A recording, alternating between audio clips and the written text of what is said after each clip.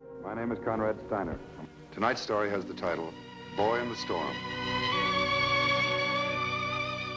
Guardian of birth, healer of the sick, comforter of the aged.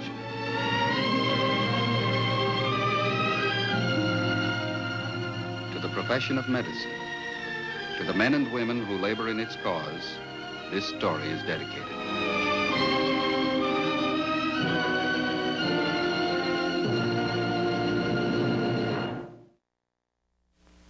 Our presentation tonight, the field of neurology. The object and point, electric tracings of human brain waves. The case in point, Robert Allen Maxwell. He's 17 years old. By economic standards, he's a very fortunate young man. He has wealth, he has position. Physically, he's much less fortunate. The past 7 years of his life have been spent under conditions designed to blight and destroy his entire existence, due to narrow ignorance and a stupid misunderstanding of a condition which Robert Maxwell is powerless to control. 7 years of his young life, years that should have been happy and productive, have been wasted, and wasted without reason. But there was and is a turning point.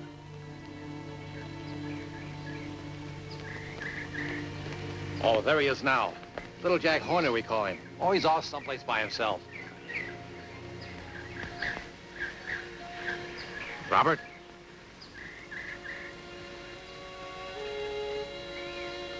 This here's Mr. Frankel. He's come take you away. Hello, Robert. Do you remember me? Yes, sir. You're Aunt Flora's lawyer. I'm the administrator for your aunt's estate. How is Aunt Flora? They wouldn't let me go to the hospital. Robert, your aunt passed away last night. She passed away. You mean she's dead? Aunt Flora's dead. I'm sorry to bring you this news, Robert. I have a car waiting. I'm going to take you to a doctor in town.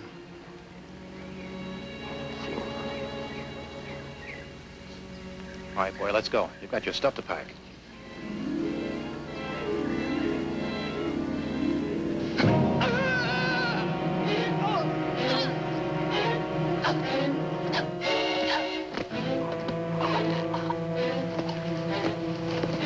Isn't there anything you can do? Nope. Got anything handy, you shove it between their teeth so they don't bite the tongue off. If not, you just get them on their side so the saliva don't strangle them. More trouble than any kid I've ever seen.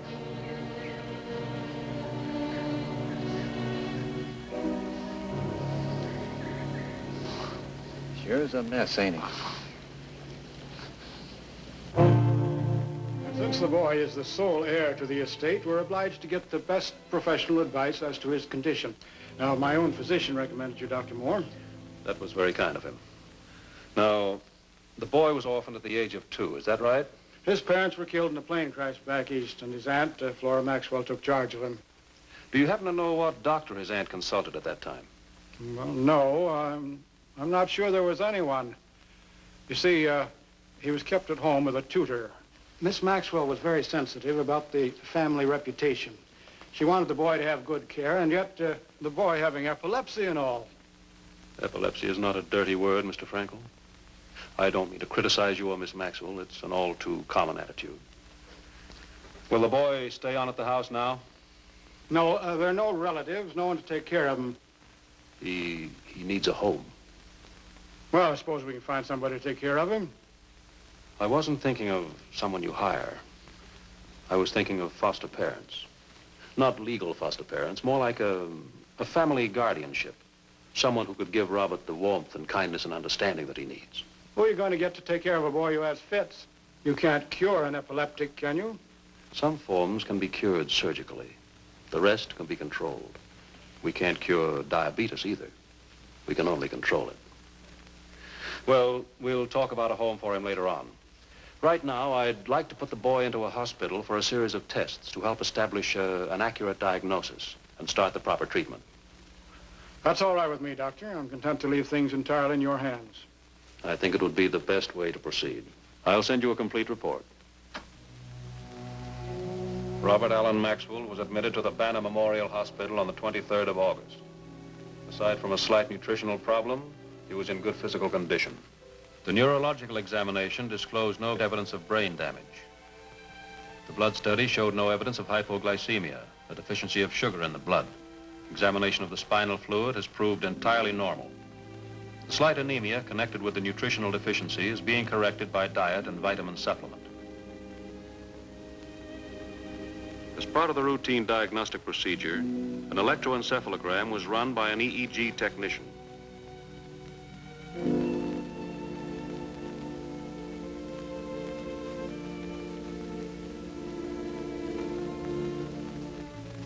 The electroencephalograph machine records impulses from 8 different brain areas on a moving strip of paper.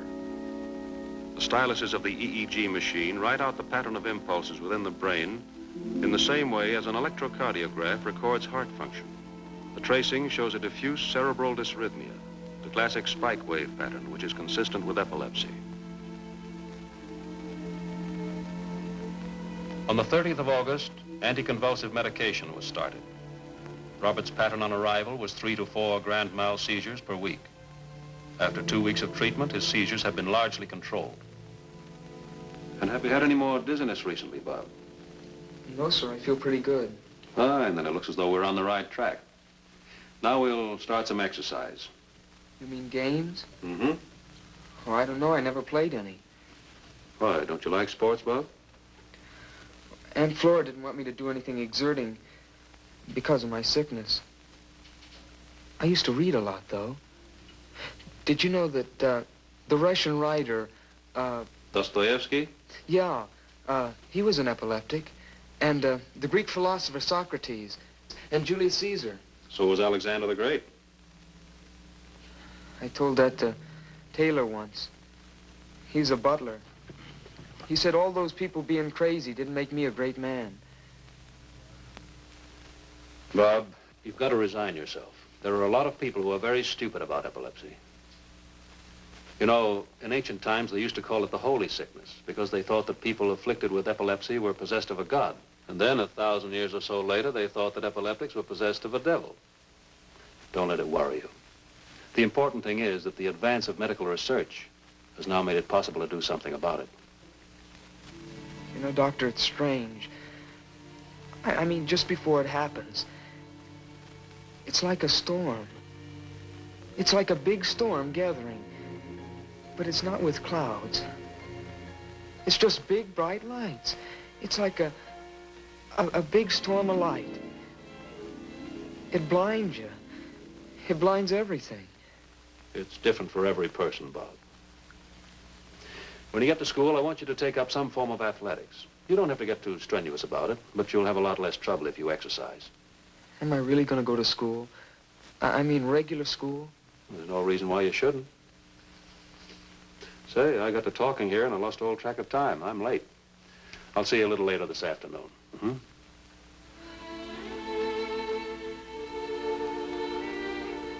Further studies have been made, but by the 3rd week, his improvement is unmistakable. The boy, though shy, is cooperative and gets on well with the hospital personnel. Miss Harris? Oh, I'm sorry. Really, I'm sorry. It's all right. I'll fix it. But you close your eyes now, and don't you dare move your head again. What do you do with patients who move their heads? Oh, I can be pretty tough. At times, I'm almost ruthless. Like the Queen of Hearts. Hmm? Off with their heads. You know, the Queen of Hearts, Alice in Wonderland. Uh-huh. You might call me the Queen of Hearts. All right. You can call me the Mad Hatter.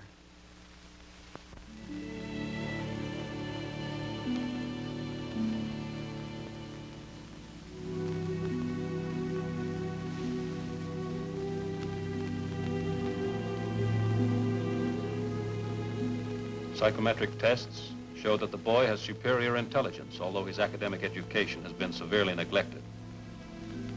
Because of his constant improvement and the diminution of his seizures, the patient has been allowed a considerable amount of freedom within the hospital.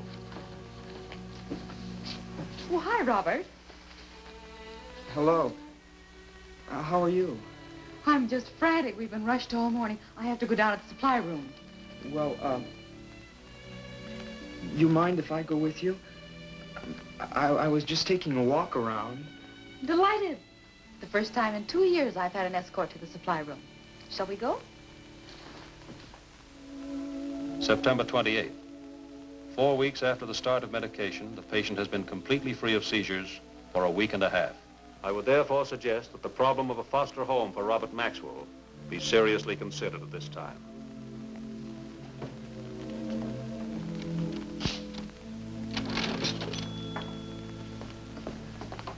Hi, Miss Harris. Well, hello. What are you doing here? I'm over the hill. I slipped away from my nurse. I wanted to see how the Queen of Hearts was doing. Tough as ever.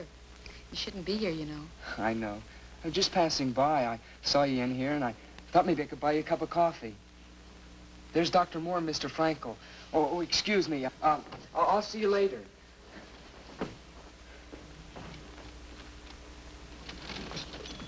Hello, Nan. Hello, Dr. Moore. Miss Harris, meet Mr. Frankel. How do you do? How do you do? Sit down, Mr. Frankel. I've been through quite a list of people that might act as family guardian. We've consulted the bank, and, well, you've no idea how the epilepsy complicates things. If they're the sort of people that will take him, why, they're of questionable character. And if they're the people that we like, they won't take a boy with epilepsy. Dr. Moore, I don't like to butt in, but would this be about Robert? That's right. Well, it's just that I know a couple, friends of mine. Mr. Jennings is with a national insurance company. His wife's with a child guidance clinic. She's a consulting psychologist. They lost a son in Korea, a boy a few years older than Robert. Is that Samuel Jennings? Uh-huh. I know him. That's the thought. But there's still the problem of epilepsy. The Jennings lost a son. If they could get him back, I don't think they'd demand perfection. Do you?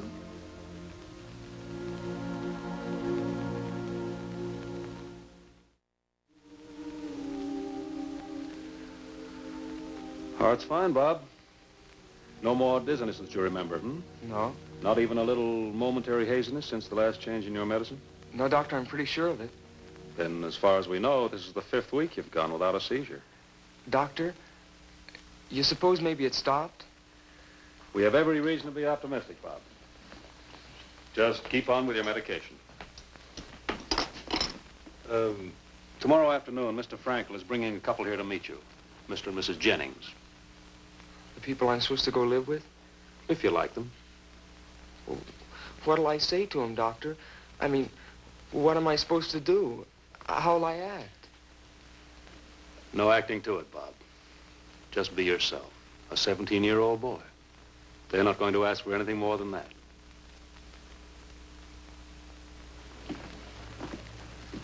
I've talked with the Jennings, Bob, and they're wonderful people. Well, it's up to you. Doctor, I'm a little nervous about meeting them. No, I think I can say with absolute certainty that it's mutual. Let's go.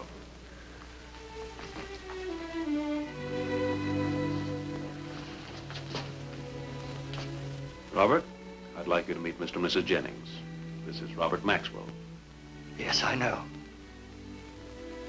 My name's Sam Jennings. And this is my wife, Marion. How do you do? I must run along. I'll leave you to get acquainted,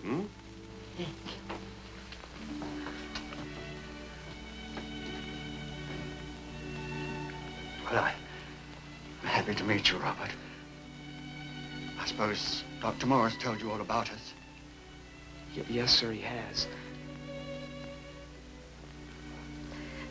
We live in the suburbs, Robert.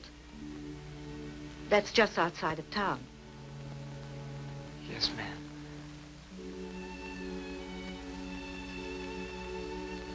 Do you think maybe you would like to live in the suburbs, Robert? Yes, ma'am. I think I'd like the suburbs.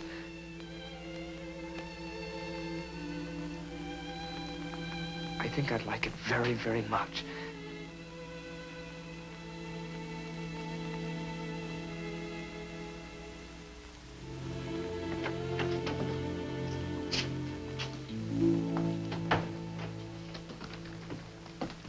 Hi, Bob. I was just arranging for you to leave us. You're a free man. I guess I am. Nervous? A little bit. It's not so much that. Doctor, whatever's wrong with me, it's not really like being crazy, is it? It has absolutely nothing to do with being crazy. It's an electrochemical process in the brain that... Well, look here.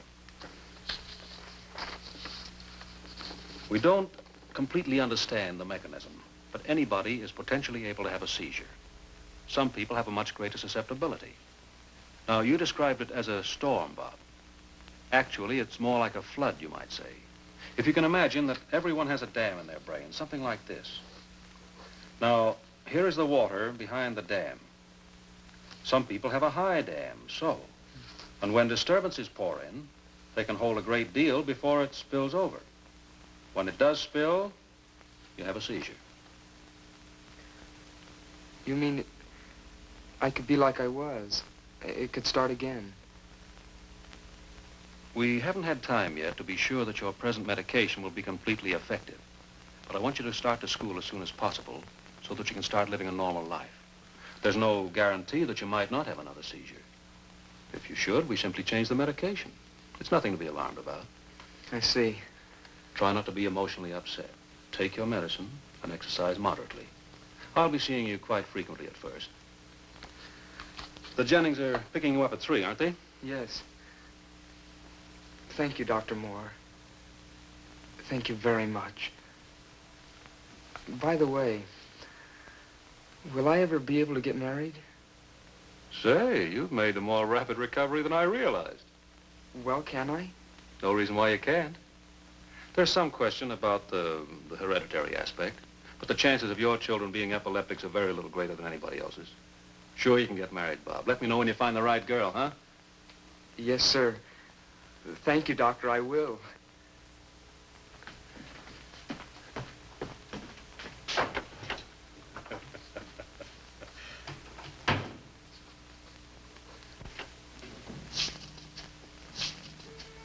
Hi, Robert.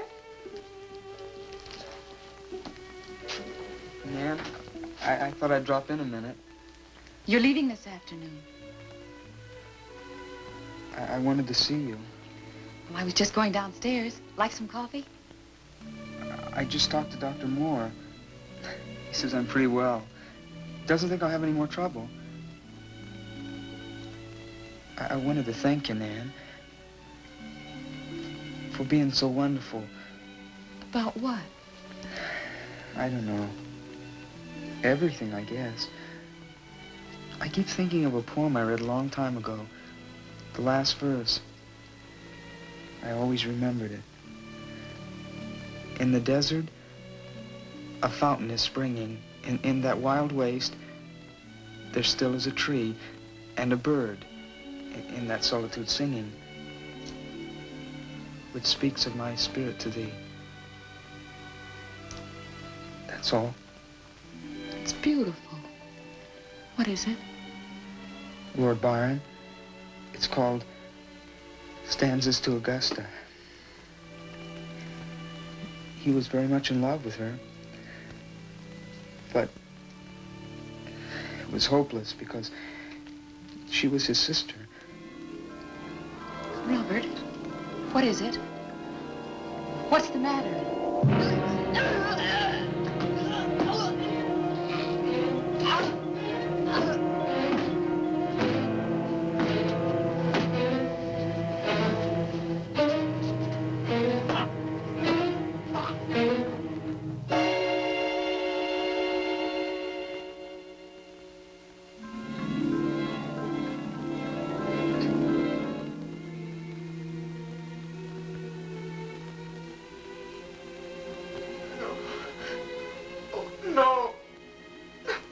Here. Not here. It's all right, Robert. It's all right. It's all over now. Everything's all right. No. Not in front of you. Not here. Not with you.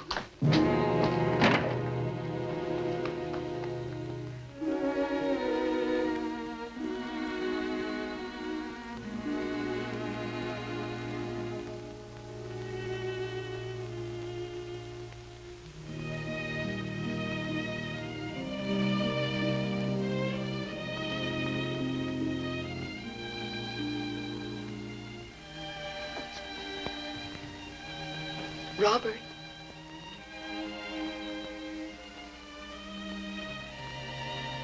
Robert.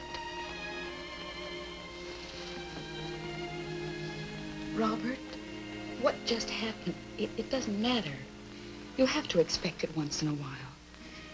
It doesn't mean anything. It doesn't mean anything at all. It does. It does.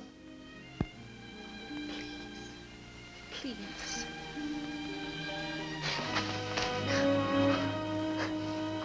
I love you.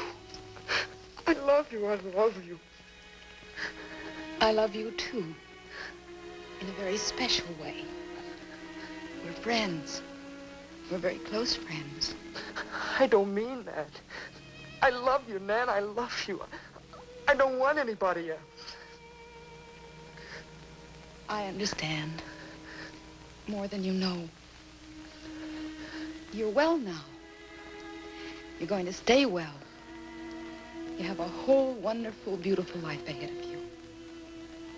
Don't make it narrow by loving just one person or one thing. Don't build walls around yourself or your life. Love grows small and cramped and selfish that way. There's so much to love. So many things. So many people. Each one of them in a special way.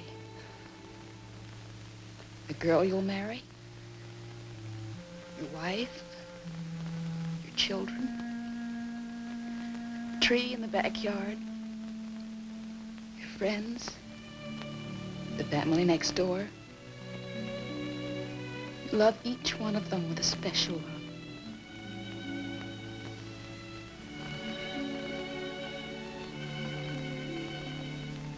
Robert, please put me on the list. Love me always. Because I'm someone who will always love you. And then I'll say goodbye.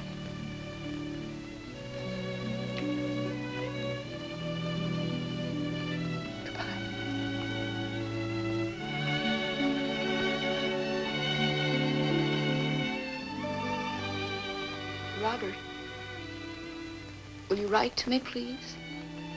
Once in a while? Will you write to the Queen of Hearts?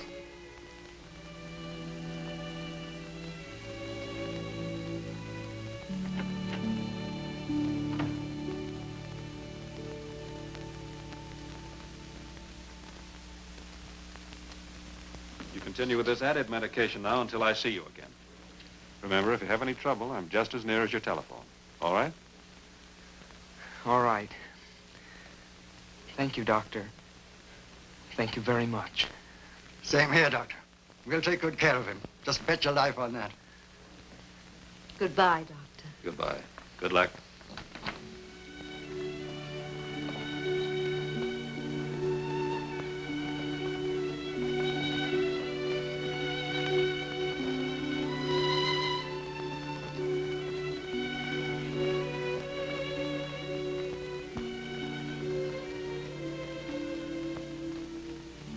Certainly he's a nice youngster, isn't he? Uh-huh. Nice youngster.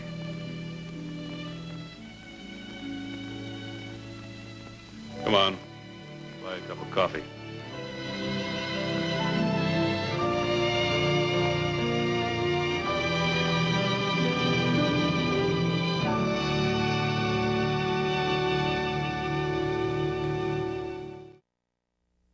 An epileptic is not insane, nor is he evil as men have imagined in the past.